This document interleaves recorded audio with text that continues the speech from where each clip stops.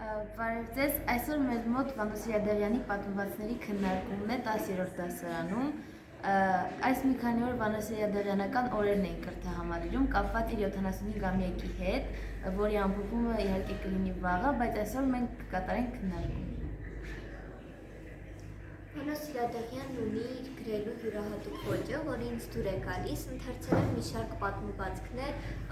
մի ճամբրուկ փողը սիրելու տարիքը, բայց ամենաշատը հավանել եմ Թերեզի երջանկությունը,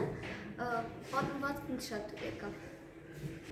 Վանո Սիրադարյանից շատ ստեղծագործություններ եմ ընթերցել և մեծամասնություններ վերլուծել եմ, ընթերցել եմ թե հոդվածներ, թե պատմվածքներ, ստեղծել եմ հենց Վանո Սիրադարյանի փաթեթ, փաթեթը ստեղծել եմ վերջերս, չնայած որ Վանո Սիրադարյանն ընթերցում եմ շուտվանից, և փաթեթի մեջ ընդգրկել եմ վերջին ընթերցածս և վերլուծածս ստեղծագործությունները։ Սիրելիներից կարող եմ առանձնացնել մի ճամպրուկ փողը օրինակ, Բուքը երգը երեխան, շատ չհամարվին ու այդպես շարունակ։ Վանո Սիրադարյանը ինձ համար յուրահատուկ անձնավորություն է և այս Վանո Սիրադարյանի օրերի ընթացքում կրթահամալիրում այսքան ուսումնասիրություններից հետո Վանո Սիրադարյանին էլ ավելի սիրեցի նրան թե որպես գրող, թե որպես քաղաքական գործիչ և սիրեցի իր անգամ գրելաոճը, քանի որ նա իրականում շատ յուրահատուկ ձևով է ստեղծագործում և ինձ դուր է գալիս ուսումնասիրել թե իր կյանքը, թե իր բոլոր ստեղծագործությունները։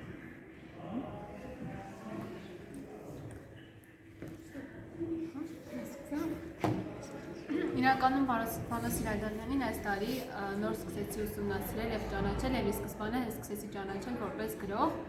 Ավելի շուտ ոչ թե այս տարի, այլ փաստորեն մինչ այդ էլ ենք ընթերցել, բայց նրան որպես գրող, որպես Վանո Սիրադարյան չէի ճանաչում համենայն դեպս։ Եվ այս տարի ուսումնասիրելով նրան, փորձելով ճանաչել նրան, բացահայտել նրա գրելաոճը, նրա ստեղծագործությունները, այն ամենը, ինչը նա փորձում է ներկայացնել իր ստեղծագործությունների մեջ, բացահայտեցի ինքս ինձ համար մեկ այլ մի հանճարեղ գրող, ով ունի իր սեփական գրելաոճը, ով կարողանում է ներկայացնել իր միտքը ոչ այնպես, ինչպես ներկայացնում են այլ գրողները, իր յուրահատկությունը և դրանով նա հենց դառնում է Վանո Սիրադարյան, այն Վանո Սիրադարյանը, ով ցանկացած մեկին, ցանկացած իր ընթերցողին կարողանում է համոզել մի բանում, որ նա փորձում է ասել, փորձում է ներկայացնել։ Եվ արդեն երեխաները նշեցին, ընկերներս նշեցին շատ և շատ ստեղծագործություններ, որոնք հատկապես շատ են տպավորվել մեր մեջ, օրինակ դրանցից են նույն Թերեզի երջանկությունը, մի ճամպրուկ փողը, ինձ շատ է դուր եկել նաև Պարտուսի գերին, կուզեք ընթերցել մի հատված Պարտուսի գերից, Եթե Հենդոն 2 տարի էր նստի նույն դասարանում, համադասարանցիներին հորեղբայր կգա, հիմա էլ գալիս է, բայց կրտսեր հորեղբայր, այնպես որ Պարտուսը Հենդոյից սարքել է 6-րդ Ց կենդանի հուշարձան, այս հատվածը այնքան փոքր ծիծաղելի, բայց այնքան հետաքրքիր է նկարագրված, որ ընթերցելուց միանգամից քեզ պատկերացնում ես մի դասարան, այդ Հենդոյի կերպարը շատ այնքան հստակ են ներկայացված եւ ոչ միայն Հենդոյը, նաեւ ցանկացած նրա ստեղծագործության կերպարները այնքան հստակ, այնքան ընդգծված են, որ դու միանգամից ճանաչում ես, հիշում ես մեկին քո ընտանիքից, քո ընկերական խմբից հենց այն մի Հենդոյին, ում հետ դու ապրել ես այսքան ժամանակ ու կարողանում ես նույնիսկ ստեղծագործության մեջ բացահայտել այն մարդկանց, ովքեր իսկապես ապրում են իրականում, ովքեր որ արդիական կերպարներ են դեռ մեր օրերում եւ վստահ եմ դեռ երկար ժամանակ կմնան արդիական։ Նախ Վանո Սիրադարյանի մահվանից առաջ մենք մեր գրականության խմբով արդեն սկսել ենք իրեն ուսումնասիրել և հենց վերջերս էլ սկսեցինք վերլուծել իրեն, քննարկումներ անել իր մասին ու ընդհանրապես ինձ համար շատ հետաքրքիր է հասարակական գործչի, քաղաքական գործիչի գրելաոճը, հասարակական գործիչը որպես գրող, որովհետև այն գաղափարները, որ ներկայացվում են հասարակական քաղաքական գործչից լրիվ տարբերվում են գրողների գաղափարներից, այսինքն հասարակական գործիչները ընդհանրապես կոնկրետ նամակ են ուզում հասնել իրենց հետագա սերունդներին ու հիմա մենք Վանո Սիրադարյանից կոնկրետ ստանում ենք այն նամակը, որը որ նա ուզում էր մեզ փոխանցել Եվ ընթերցել եմ եւ հոդվածներ եւ գրական ստեղծագործություններ ու ընդհանրապես կան նմանություններ դրանց մեջ։ Եթե դու կարդում ես գրական ստեղծագործություն, ինչ-որ չափով տեսնում ես հոդվածի գաղափարը գրական ստեղծագործության մեջ։ Վանո Սիրադեղյանի գրելաձևը իրականում բարդ է հասկանալը ընդհանրապես մեր ցանկացած մարդու համար, բայց երբ որ արդեն հասկանում ես իր անձը, իր գործունեությունը, իր կյանքի պատմությունը, արդեն հասկանում ես այն ամեն ինչը, այն գաղափարները, այն տեսակետները ու այն աշխարհայացքը, որ նա փորձում է ներկայացնել։ Ստեղծագործների շատ եմ հավանել Լուսնալույսը, Թերեզի երջանկությունը շատ չհամարվին, ձեռքդ երկար ցավի վրայից եւ երևի մի հատված ընթերցեմ Լուսնալույսից։ Լուսնալույսը շատ բարդ հասկացվող ստեղծագործություն է, որ ես փորձել եմ վերլուծել, բայց այն գաղափարները, որ թաքնված են իր մեջ, շատ խորն են ու շատ հետաքրքիր են, այդ պատճառով ձեզ խորտ կտամ վերլուծեք սա, որովհետև իսկապես հետաքրքիր է։ Մի հատված ընթերցեմ. Գետը ոչ սկիզբ ուներ, ոչ վերջ։ Ակունքը սկիզբ չէր, գետաբերանն էլ վերջը չէր։ Եթե սկիզբ կար, սկիզբը լեռան խորքում էր։ Որ մի լեռան, տղան չգիտեր։ Արդյոք լեռներից յուրաքանչյուրի, բայց դա արդեն սկիզբ չի լինի։ Սկիզբը ձյունն է, գտավ տղան։ Ձյունը սակայն համատարած է, կորցրեց տղան։ Գետի սկիզբը ամենուրեք է, կամ հենց իր մեջ է, որոշեց նա։ Այս այն գաղափարները, որ Վանո Սիրադեղյանը, ընդհանրապես բոլոր հասարակական գործիչները, ոչ բոլոր իհարկե, յուրահատուկներից է Վանո Սիրադեղյանը, իսկապես պետք է վերլուծել, պետք է փորձել ընկալել, որովհետև դրանք գտնելով կյանքի մասին շատ այլ գաղափարներ կարելի է գտնելու։ Կարծում եմ մենք կշարունակենք ուսումնասիրել Վանո Սիրադեղյանին, թե որպես հասարակական գործիչ, թե որպես գրական, թե որպես գրող, եւ դա մեզ արդյունք կտա կարծում եմ։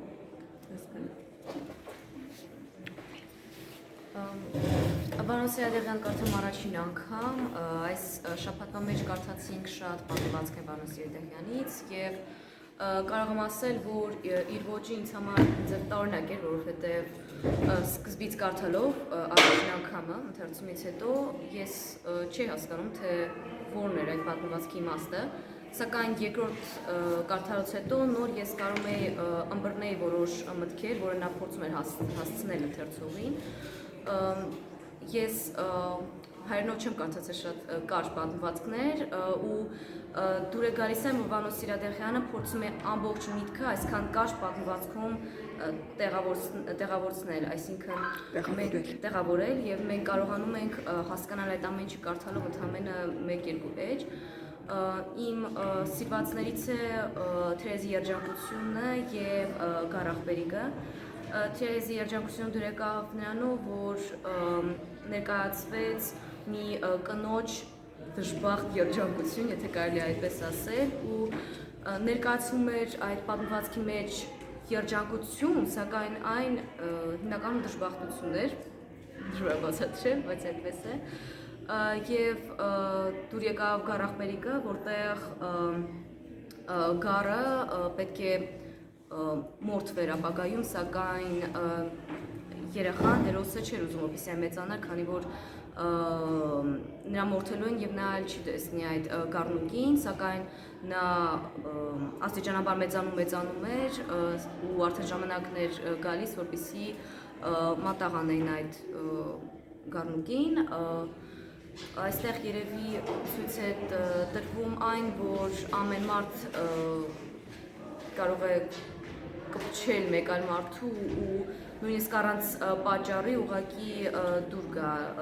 տվյալ մարդը իրեն ու չցանկանա բաց թողել այդ մարդուն, այսինքն հոգեկան մի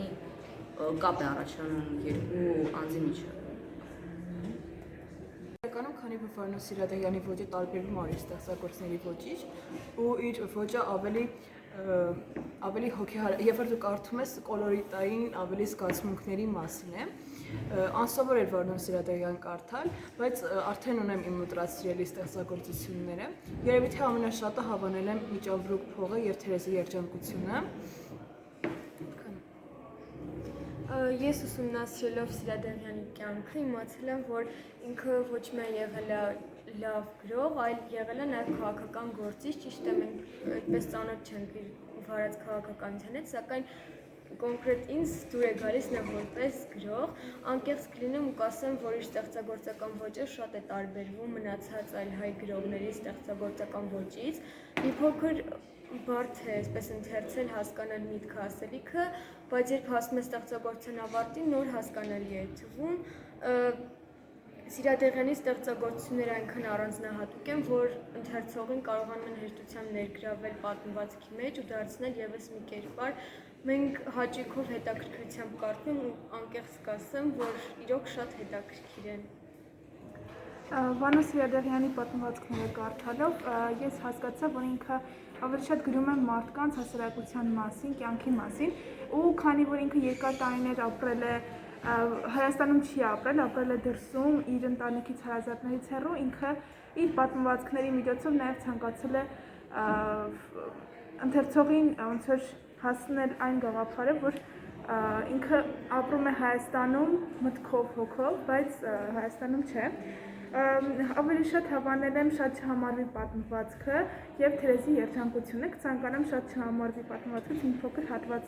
կարդալ, որը որ կարծում եմ հենց այդ իր մտքերի հետ է կապված, որ ինքը հոգով Հայաստանում է։ Պարում էին, մայրը նայում էր թիկունքը պատին եւ աչքերը իր շուրջ, եւ բերանի անկյուններում խնդության ծալքեր կային, սսկված խնդության ծալքեր էին։ Աստված այսքանը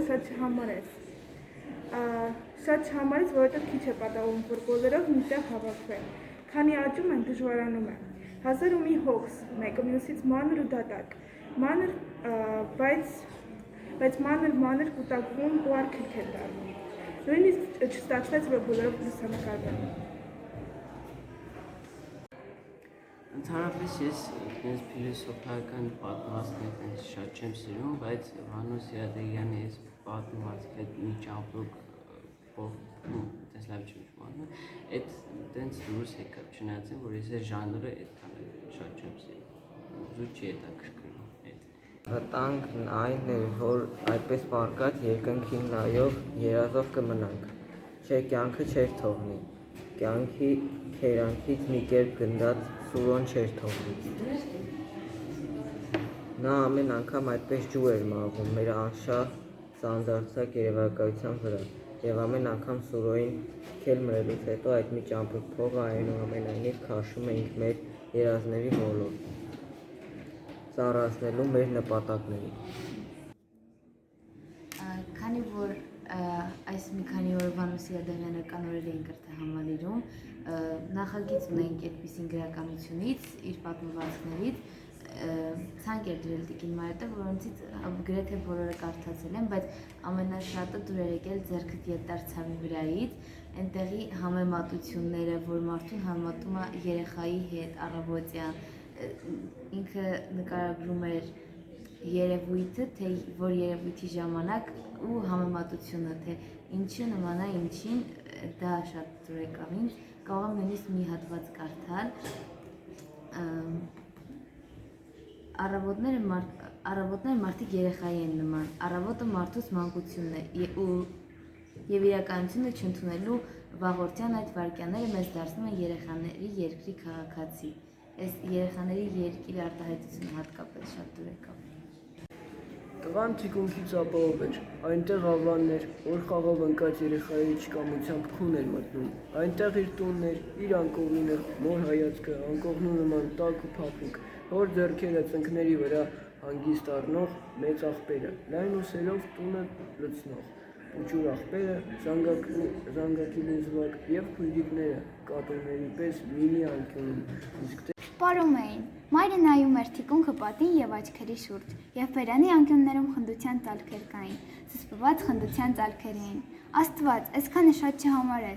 չհամարես, որովհետև քիչ է պատահում, որ բոլորով միտեղ հավաքվեն։ Քանի աճում են, դժվարանում է, հազար ու մի հոգս, մեկը մյուսից մանր ու դատարկ, բայց մանր կուտակվում ու արգելք են դառնում։ Նույնիսկ չստացվեց, որ բոլորով լուսանկարվեն։